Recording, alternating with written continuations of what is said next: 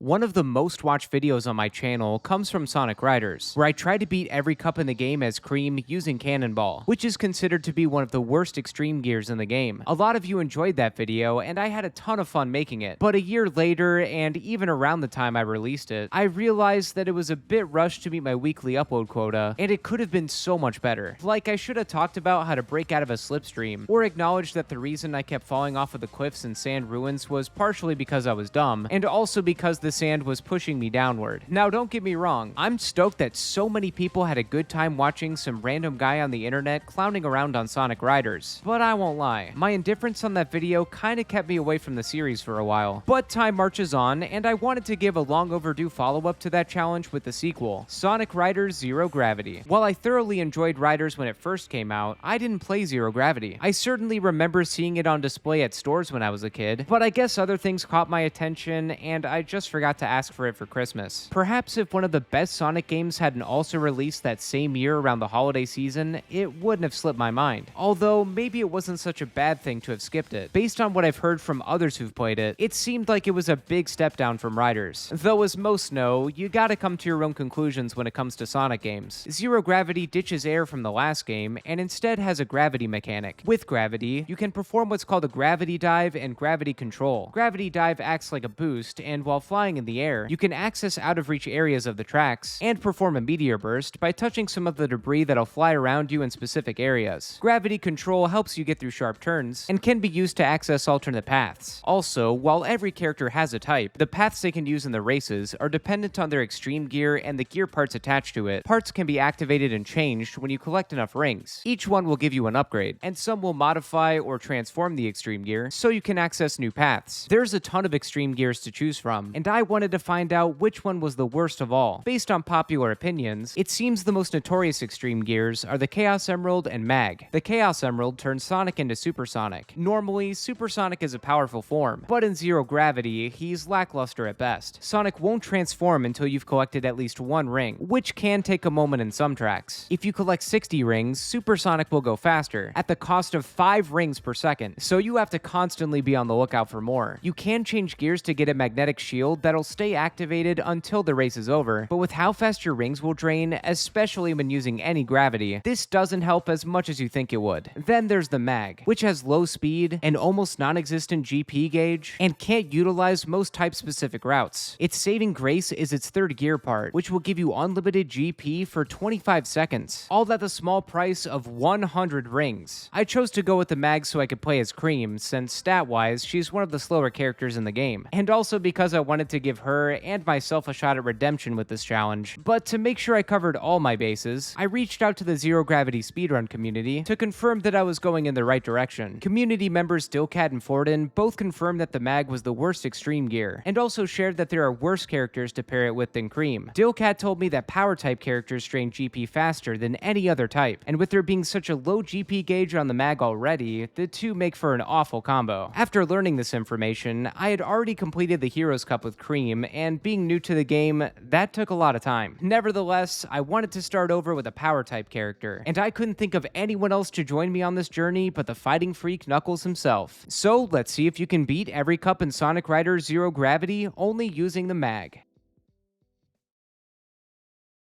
For this challenge, I'm gonna try and get first place in the Hero and Babylon Cups. There's a few extra tracks in the free ride mode too, so as a bonus, I'll be attempting to get first place in those as well. I'll also be playing on the PS2 version, just because. Since I already completed the Heroes Cup with Cream, I figured I might as well see the whole challenge through with her too, and give my final thoughts on her gameplay versus Knuckles. But fair warning before I continue, gravity diving will flash a bright light every time it's used, and it'll be used a lot in this run, so if you have any sensitivity to that, this may not be the video for you. Anyway, beating the Heroes Cup with Cream was hard, but that was because I was still getting used to using gravity, even after going through and finishing the tutorial. Okay, we gotta go. I've already forgotten everything I was supposed to learn. Don't you fret. Cream the Rabbit is about to win this post-haste. Please! Look at this. Oh no! Oh my god, I've been forsaken. Now having a better understanding of gravity dives and the best times to use them in each track, running it back with Knuckles ended up being much easier. Though I did have some issues with tracks like Botanical Kingdom and Geigen Rocks. From what I experienced, there just weren't a lot of good spots to gravity dive outside of the designated areas. And that's kind of all the mag is really good for. Botanical Kingdom has too many turns and only one short straightaway at the end of the track. Geigen Rocks was slightly better, and I found that I could use my dive to reach this shortcut up here. But again, this was all the way near the end of the track. So while I was trying to add more rings to my horde in preparation for this, everyone else was punching, grinding, and flying past me. Still, it only took me a few tries to beat the Heroes Cup with Knuckles. But then the Babylon Cup happened and ripped me to shreds. Right as I felt that I was building momentum, Geigen Device gave me a false sense of hope. The track is easy to race through, there's tons of rings around, and you get great meteor bursts off these sarcophagi, one of which will launch you straight to the finish line, though it can troll you occasionally. That was really mean. But overall, Geigen Device was the one track I could consistently guarantee first place. Nightside Rush was not as kind. Rings were far more scarce here. Or maybe it felt that way since everyone else was usually ahead of me and grabbing them all. And because of this, I could rarely use my dive, so I was hurting for a good spot. I got lucky on my first try through, and got a few attack items that made me much faster. But I wish they wouldn't just stop you when you get one. What? Okay, what? Wasn't ready for any of this. You gotta move your joystick up before going through an item box to prepare yourself. These and some gravity diving in the final lap helped me get second place. Snowy Kingdom was another track that started off a bit rocky. The icy terrain makes your turning slippery, and while the mag does have decent handling, it was still a bit tough to make some of the turns that the track demanded. Instead of taking the normal route on the second lap, I used gravity control and tried this path on the side. It skipped a lot of the slippery turns and moved me up a few places in the race. Then, on the final stretch of the track, I used my gravity dive onto some snowmen. I noticed it in the first lap, but there's a not so well hidden 100 ring box around the snowmen too. That's something that'll come in handy. Even though I started the race out on the wrong foot, I still pulled off third and was in second place, 2 points behind Jet. Meteor Tech Sparkworks would end up giving me a little breathing room in this cup. While there's a lot of sharp turns that'll eat up your GP, you can replenish it quickly thanks to there being plenty of trick opportunities. Gravity diving in this spot and taking the top section at the end of the lap is the way to go, and you'll have plenty of time left on the unlimited GP usage, so you can use that to get even further ahead. Aside from taking this top half here, I didn't find much of a need to use any other paths. This was more than enough to help me get first place. Tempest Waterway would ramp the difficulty back up again. Moving on this water was such a pain and made it tough to collect rings. Gravity diving at the end of this water slide will help you get to the end, though after touching the last pillar, you're left in an awkward spot, so I had to readjust and gravity dive again. I used my extra dive time to get around the air section in the beginning of the track, but in hindsight, I probably should have kept low and collected more rings. Good thing I got this 100 ring box in the Roaring Waters. That helped me barely beat Jet.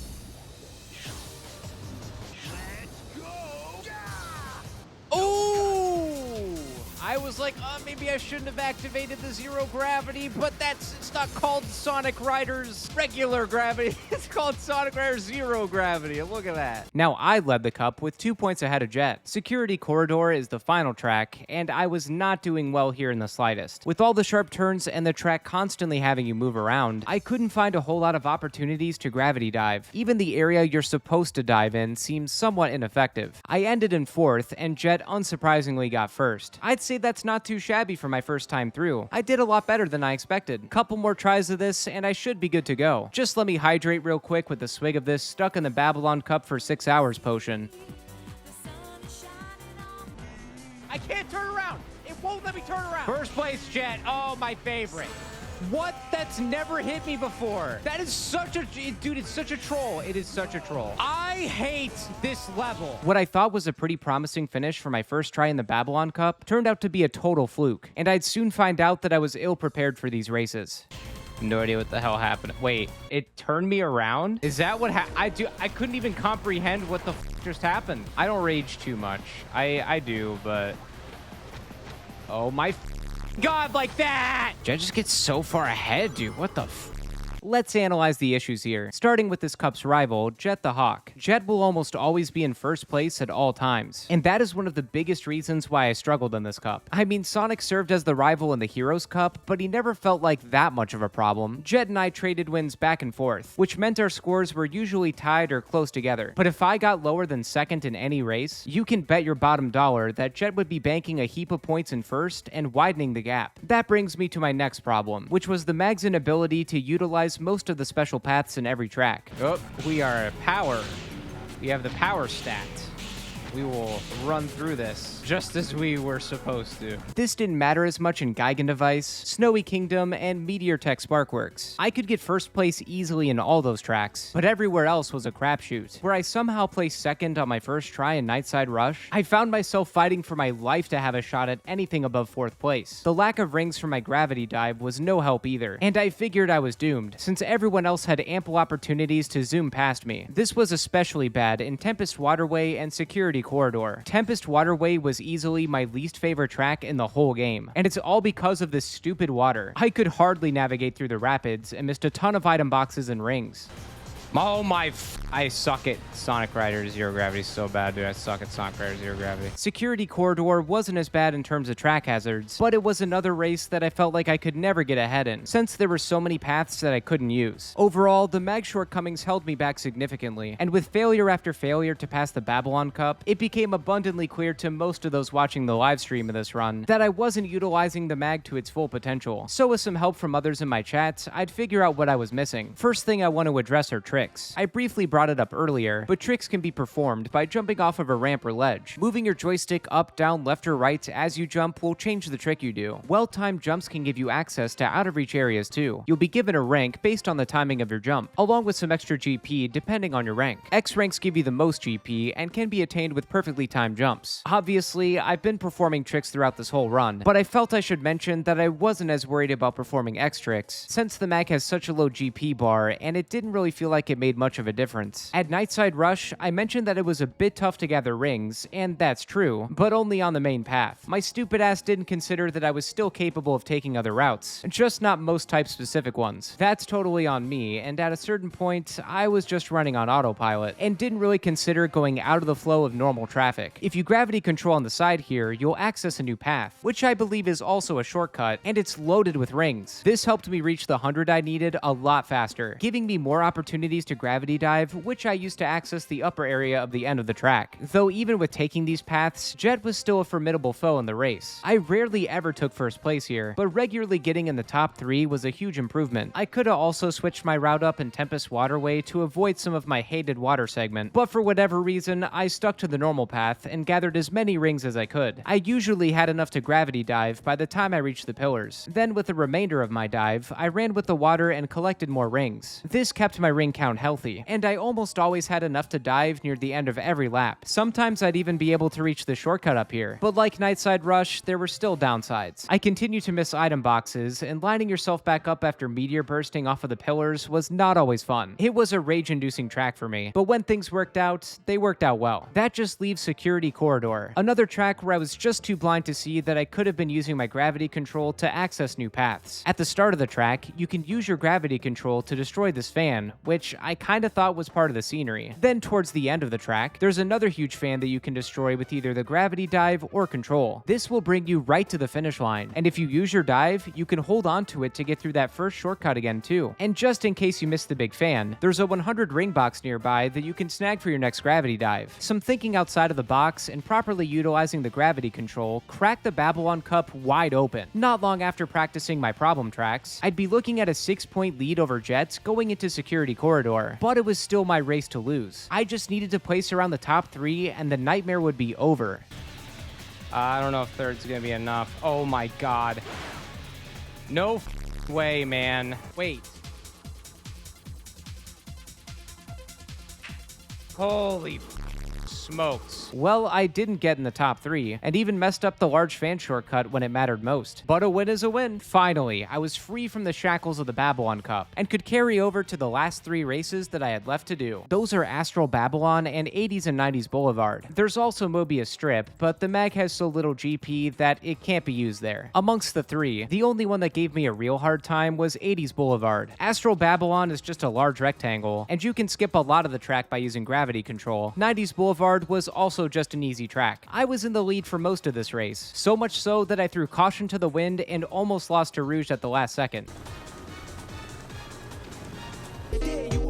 Oh, 80s Boulevard just hit different. There's a separate path here that cuts through the heavy traffic, but you have to jump to the far right of this ramp to hit it. There's another path in this back alley that's intended for power types, but I personally didn't find it to be that useful. It wasn't until after a handful of losses that I found out my poor performances may have been due to some unfortunate RNG. In freeride mode, the CPU's extreme gears are randomized, so I was getting my butt whooped trying to go up against powerful extreme gears. Restarting the race won't change anything either. You gotta go back to the main menu and select the track again to get everyone to switch up their gears. There's also some RNG in the traffic too. You're supposed to use your gravity dive here to burst off of these buses, and sometimes a few of them will reach down to the end of the road. If that happens, it'll rocket you into the subway. You can also ride the subway too, but I found that going the normal path while gravity diving worked out much better for me. After roughly 20 minutes worth of resets, I won the race by about 8 seconds, and that finishes all the tracks and cups the mag is playable in. Challenge complete. Well, now hang on, not so fast there. I gotta lace up my Tims and do this all over again with Cream, as promised in the beginning of the video. You'll be happy to know that I was able to beat the Babylon Cup with her in only 2 tries, and when I won, it was almost a clean sweep. I only bombed in Security Corridor again. The weird thing is that in terms of gameplay, Cream didn't feel all that different using the mag compared to Knuckles. I guess it really all came down to having a better understanding of every track in the cup. As for the final 3 tracks, they were about the same experience using Cream. Astral Babylon and 90s Boulevard were easy, and 80s Boulevard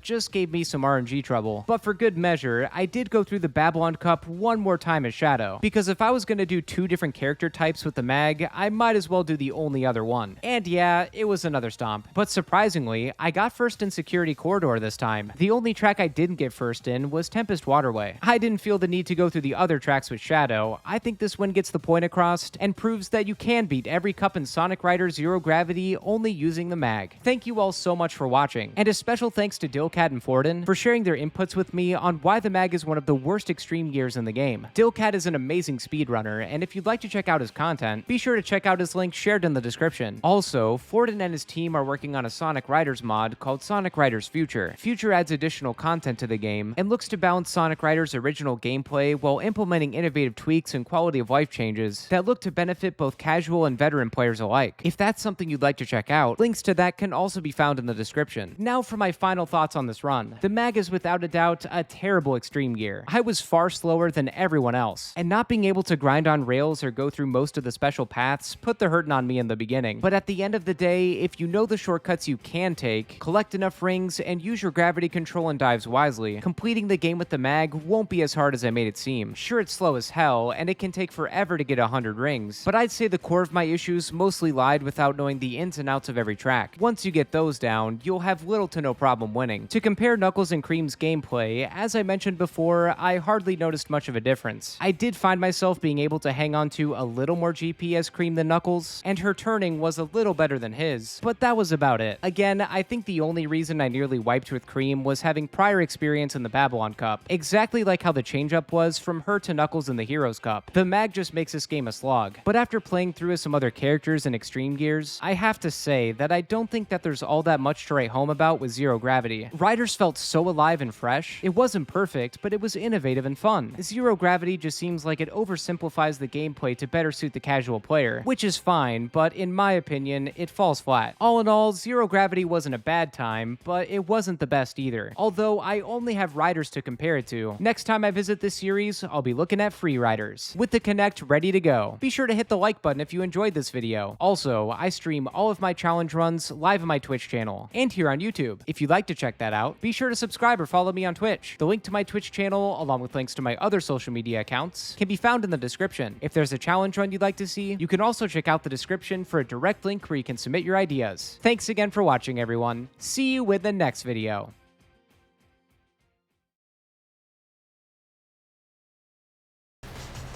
100 rings. 100 rings. Oh my god, I missed it because I'm an idiot.